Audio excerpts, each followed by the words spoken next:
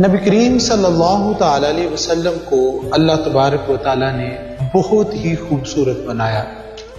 جس نے بھی آپ صلی اللہ تعالی علیہ وسلم کے حسن کے حوالے سے بات کی نہایت ہی خوبصورت انداز میں کی۔ اگر شیرازی نے قلم کو حرکت دی تو اس نے بے ساختہ کہا، یا صاحب الجمال و یا سید البشر من وجہک المنیر لقد نور القمر، یعنی چاند سے بھی بڑھ کر ہنسی کہا۔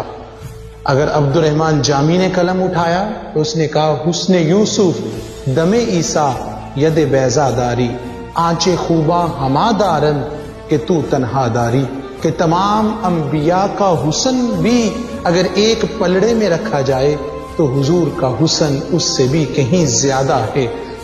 جس کو جو بھی حسن ملا وہ تقسیم کیا ہوا حسن ملا، اور اللہ تبارک و تعالیٰ نے آپ صلی اللہ تعالی وسلم کو بے مثلو اور بے مثال حسن عطا کیا تھا۔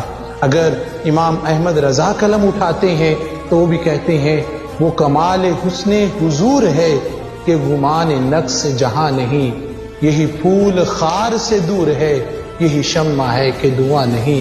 اللہ نے اتنا حسین اور خوبصورت حضور کو بنایا کہ آپ جیسا کائنات میں کسی آنکھ نے دیکھا ہی نہیں۔